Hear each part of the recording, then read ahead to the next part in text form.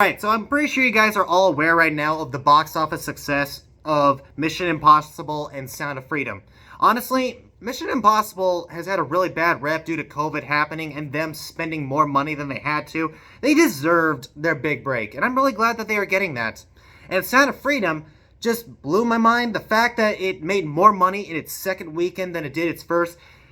I don't think I've ever seen that before, where a movie makes more money in its second weekend, because usually it's the first week, that's the week you really want to target, that's the big money maker right there, and then it's all downhill from there. But no, Sound of Freedom, all it is, it's growing, it's getting bigger.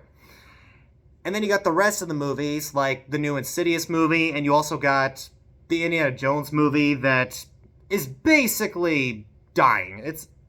It's basically dying out. It's not looking good for them. At this point, if you looked at the box office numbers, it's like Mission Impossible and Sound of Freedom are the cool guys. They're the new rising stars. Everybody loves them. Everyone's raising them on their shoulders, cheering their names. Meanwhile, you got all these other franchises in the hospital, and they're all on life support. And all these people at these companies are saying, should we do the mercy thing and let them go? They're going, no, to heck with it. They can still make us some money. Even though that they are not looking good right now, they could still make us some money. We could still make a profit. Because that's what it's all about. The money.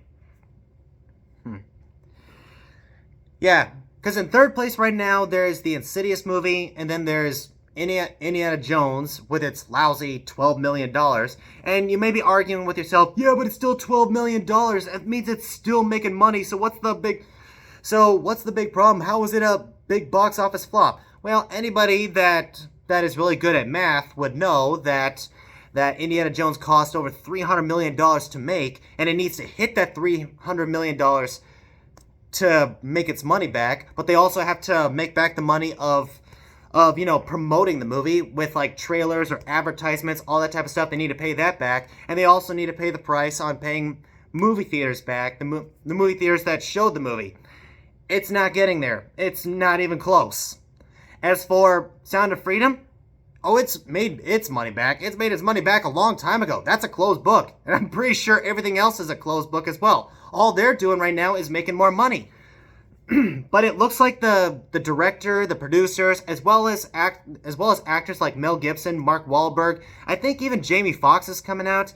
They're all promoting this film. They're all talking about the dark stuff that Hollywood is into right now. So, have you guys really noticed that Sound of Freedom kind of opened up this big Pandora's box, and suddenly it's becoming the most talked about movie in the media since Star Wars came out? Well, the first Star Wars movie that came out. It's become something big. In the very beginning, when Sound of Freedom came out, no one even heard of this movie. So thank you, media. All your trash talking, all your cover-ups, all your mocking and everything. I don't think Sound of Freedom would be the success as it is if you didn't open up your mouths. I mean, even Insidious is making more money than Indiana Jones, and I totally forgot that movie was even coming out. Right now, Insidious is like, your kids are playing on the Xbox or the PS4 or PS5, whatever game console that they play on. Insidious would be the dog that's sitting right next to them.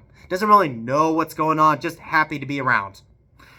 Yeah, man, Indiana Jones just being that low. I can only imagine the people who fund Disney, what they're thinking right now. And here's my scenario of that. Okay.